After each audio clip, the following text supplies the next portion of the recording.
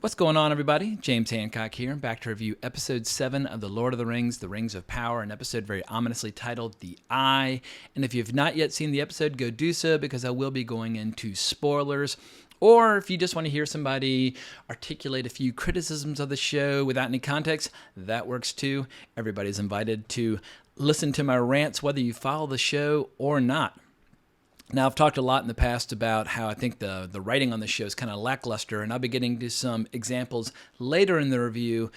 But so far, there haven't been a lot of examples where the show just directly and just completely contradicted the appendices of The Lord of the Rings. For people who don't know, this is basically a loose adaptation of the appendices at the end of The Lord of the Rings, or specifically The Return of the King, where Tolkien did provide some information about the downfall of Numenor and the forging of the Rings of Power. But what he also goes into during the appendices is some of the history of the dwarves. And I just want to read like 2 or 3 quick sentences just to let you know where my criticism is coming from. And this comes from a passage in the appendices about the history of the dwarves, specifically about Khazad-dûm, and it reads as such: "It came to pass that in the middle of the third age, Durin was again its king, being the 6th of that name. The power of Sauron, servant of Morgoth, was then again growing in the world, though the shadow in the forest that looked towards Moria was not yet known for what it was. All evil things were stirring. The dwarves delved deep at that time, seeking beneath Barazinbar for Mithril, the metal beyond price that was becoming yearly ever harder to win. Thus they roused from sleep a thing of terror that, flying from Thangorodrim, had lain hidden at the foundations of the earth since the coming of the host of the west, a Balrog of Morgoth. Durin was slain by it, and the year after named the first his son. And then the glory of Moria passed, and its people were destroyed or fled far away." And just to confirm that this comes from the Third Age, we have a timeline which comes a few pages later, where we see that in the year 1980 of the Third Age, a Balrog appears in Moria and slays Durin the Sixth, and then in 1981, Nain the First is slain, the dwarves flee from Moria. Now, the reason I'm going into so much detail about this is that toward the end of this episode, we see a little leaf being dropped deep down into the bowels of Khazad-dûm, where all the mithril is just waiting to be mined, and we see the leaf land in front of the Balrog and burst into flame as it roars into anger. And that scene just drove me fucking crazy, and it perfectly, I guess, articulates or perfectly exemplifies everything wrong with this show, where they just want to give you dessert, like the most superficial kind of mouth pleasure possible, without any of the nutrition or depth or history that would logically lead to that point. Obviously, they want to use a Balrog because Balrogs are big and scary. However, they've been making a point all along about how this show is going to do its best to follow the lore of Tolkien as it was depicted in the appendices, and they would have to kind of zig and zag due to a lack of material, but that they wouldn't directly contradict any of it.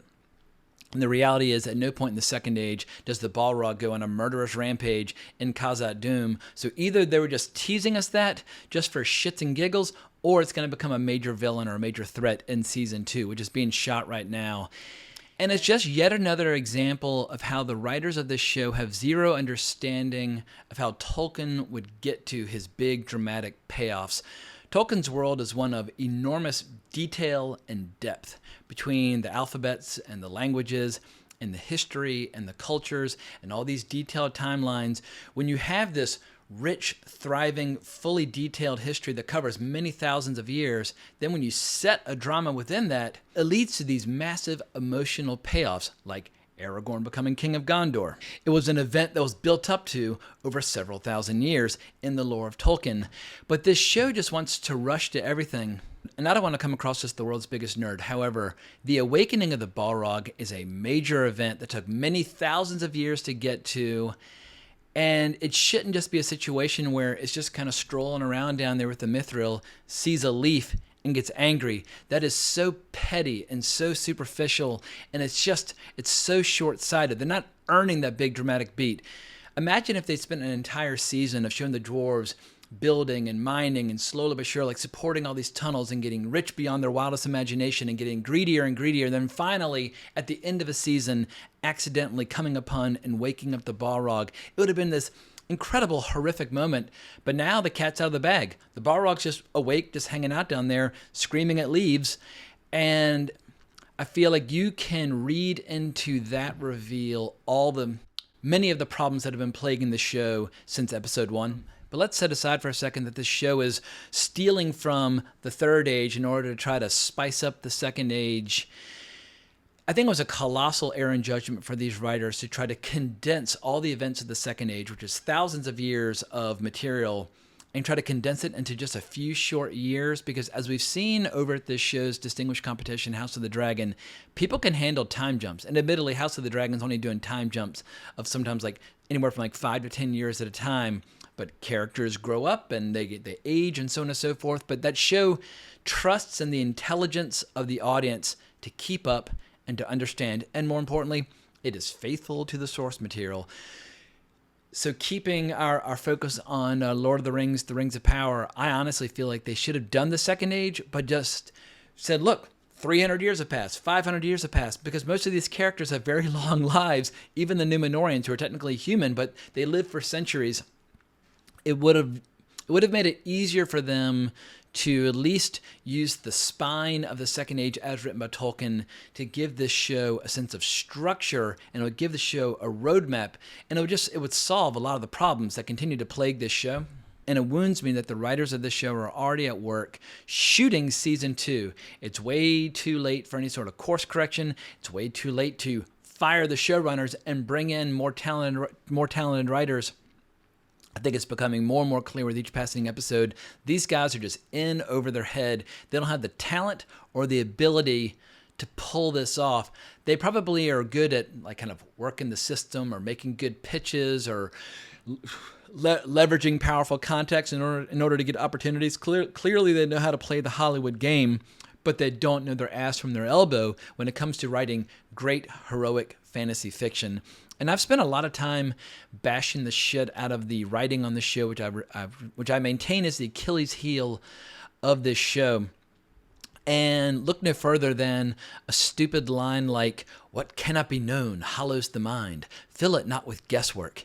That idiotic line by Galadriel about halfway through the episode, it's a perfect example of how the show's always trying to sound wise and mysterious, and they're always trying to act like it's faux wisdom, it's fake wisdom, and it's basically a recipe for ignorance and stupidity. Is Galadriel really telling this kid not to be curious about things, or not? And it just, at any rate, it's yet another one of those lines where it sounds on the surface to be like flowery and elf-like, but if you examine it for even a couple seconds, it completely falls to pieces. Long story short, this show's starting to resemble a situation in an emergency room where somebody's wheeled in and they're suffering from so many life-threatening injuries at once that you don't even know where to start, where it's like, oh my God, like he's got tumors coming out of his brain and his entrails are dragging on the floor and he's got an arterial blood spray wound coming out of his throat. Like, what do we do first? It's almost impossible to know where to start when calling attention to all this show's flaws. And I think at this point, it has officially become a laughingstock within the entertainment industry. And if they'd only spent like $100 million on it, people would probably ignore it. The fact that they've spent $1 billion on this and have committed to, at least they claim they've committed to doing 5 seasons. And if I'm sounding unnecessarily harsh, it's because love and hate are two sides of the same coin. If you look at my shelves, you'll see a lot of fantasy novels by people like R. Scott Becker or Joe Abercrombie or George R. R. Martin or Robert Jordan or J.R. Tolkien. I love fantasy. And speaking of fantasy, I just finished this bad boy the other day, The Name of the Wind, and it gets my highest possible recommendation, although with one caveat. The series is not yet finished. People have been waiting for the 3rd book for 10 years, so I'm going to wait to read the 2nd book until I know the 3rd book's definitely coming. In any event, I read a lot of fantasy. I love great fantasy, but that love can very quickly turn to bitterness and hate when something disappoints and continues to disappoint, and once again, contradicting the source material as this episode did. And a lot of people like to say that the opposite of love is not hate, but indifference. But I'm not indifferent to this show.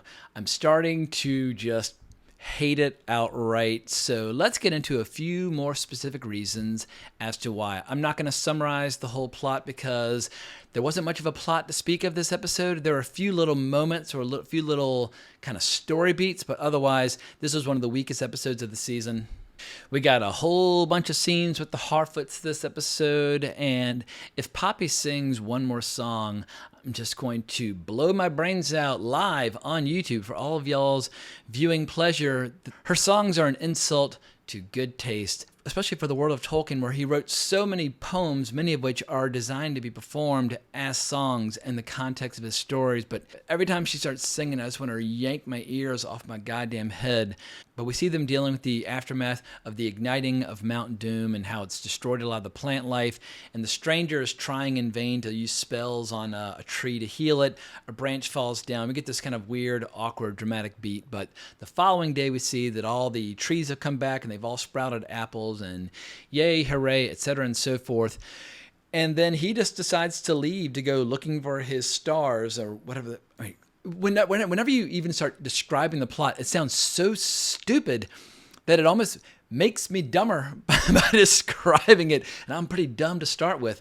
But then that night, we see all those strange androgynous M&M characters looking for the stranger, and they end up burning all the Harfoot stuff. And honestly, who cares? I guess the one surprise of that scene was that the person who a lot of people thought might be Sauron during all the trailers many, many months ago, everybody was calling the character androgynous M&M, but I think it's a woman. I believe it's a woman. Anyway, she has breast-like configurations on her chest, so I'm just going to operate under the assumption she's a woman moving forward. But there was a weird bit where after she burns up all their property, they cut away from the scene without ever showing, do they leave? Do they stay? Like, you would think that they're going to burn all their property, that maybe they would kill the Harfoots as well, but for whatever reason, their departure to pursue the stranger is just kind of hinted at or suggested off screen. Anyway, the scene ended in a very clumsy fashion. But some of the Harfoots decide that they need to warn the stranger that he's being followed, so they decide to go off after him. And who knows, maybe that's the last we'll see of the Harfoots this season. Fingers crossed. But that's all I'm going to talk about in relation to the Harfoots, just because I find all their scenes to be so utterly devoid of any sort of entertainment value that it makes me depressed even discussing them. So I've been pissing and moaning quite a bit at this point. Let me pause for a second and actually say something positive. There was one moment where I felt pleasure or joy at seeing a character when Theo is looking around throughout all the injured people after the battle, looking for his mother, finds his mother Bronwyn, and then he turns around, and there we see Arondir. And for a brief shining moment, I was like, fuck yeah, there's Arondir. And I wouldn't say he's a great character, but he's definitely my favorite character, apart from probably Adar. But what it made me realize was just how few amazing characters this show has. Like, think about all the amazing characters in the original Lord of the Rings trilogy. Like, set the Fellowship aside. And the Fellowship's 9 amazing characters. That's all. 9 amazing characters, you're doing pretty well. But set them all aside, and who are you left with? I mean, you're left with characters like Galadriel and Elrond.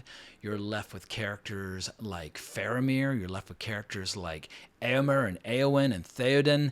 I mean, there's so many amazing characters in that original trilogy to kind of get invested in, and they're just none in this show. But I just mentioned Galadriel. One thing that just popped back into my head, at one point in this episode, she tells Theo that her husband Celeborn is dead.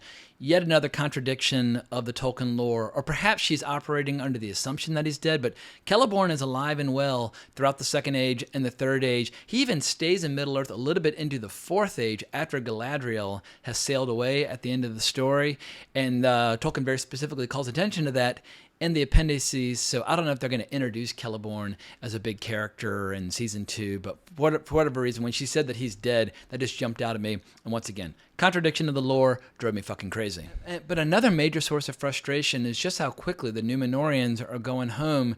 They spent so much time and energy getting ready to sail to Middle-earth, and they had one small skirmish. I mean, it was a couple dozen orcs in a little village that killed them, and now they're going home. It's like, what, do you think there's not more orcs where those orcs came from? So either they're stupid and don't realize that there are a lot more orcs than what they encountered, or they're complete and total cowards because they suffered one minor setback and now they're leaving.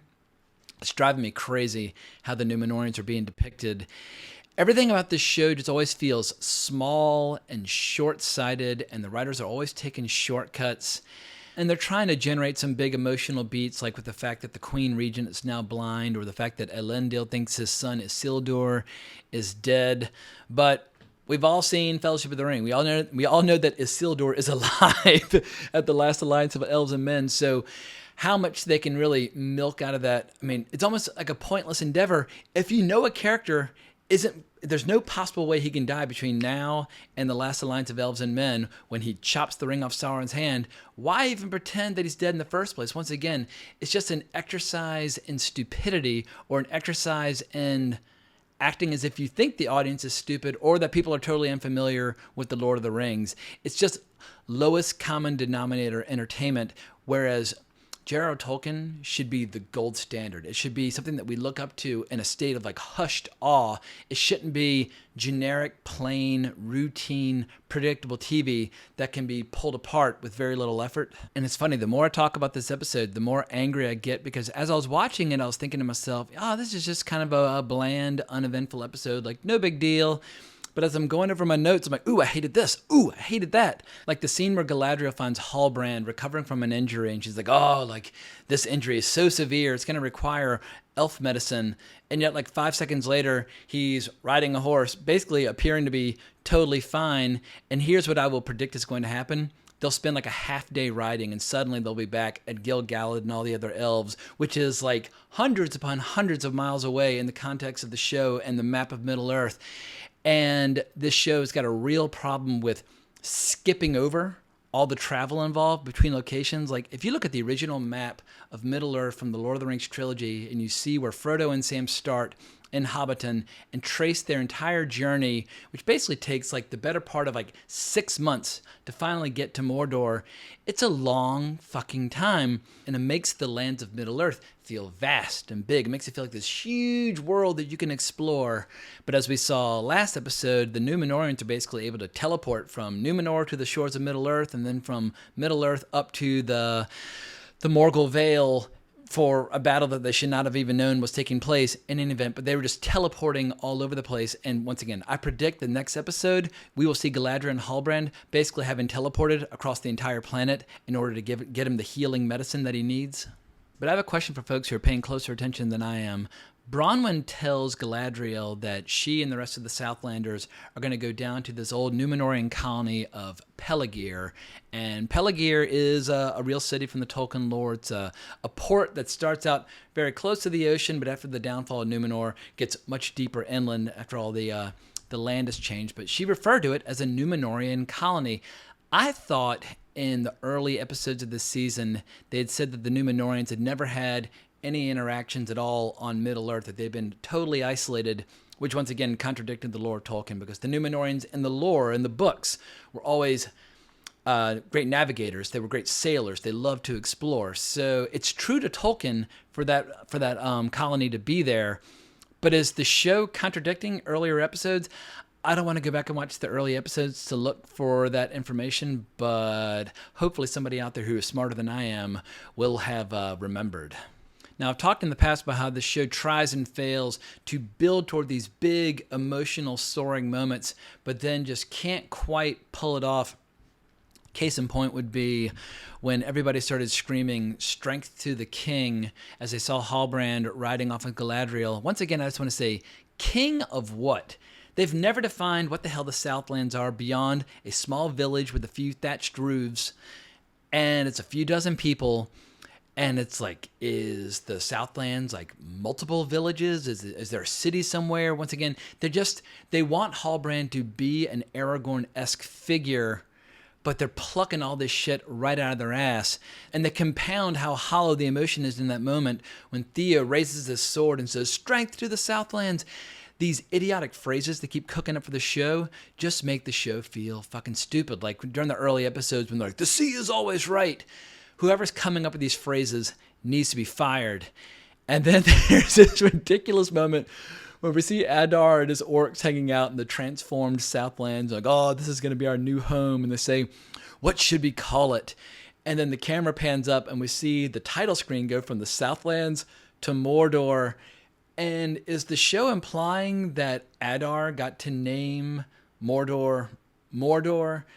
If so, Sauron might want something or might want some input into that conversation, unless Adar's going to turn out to be Sauron. But in the previous episode, he claimed that he was not. It always feels like with this show that you've got a bunch of people on the writing staff who are all going in different directions, and none of whom are communicating with each other, and none of whom are afraid to contradict one another.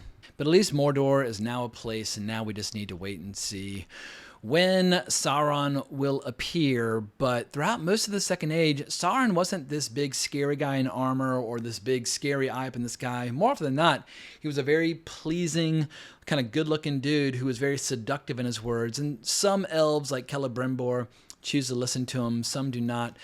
But I don't think we've even seen Sauron on the screen yet. If I were more emotionally engaged with the story, then I probably would care about all the various Sauron theories out there. But when I'm filled with loathing and disgust increasingly with each passing episode, I just stop giving a shit. And so I hope the season finale will give me a reason to care.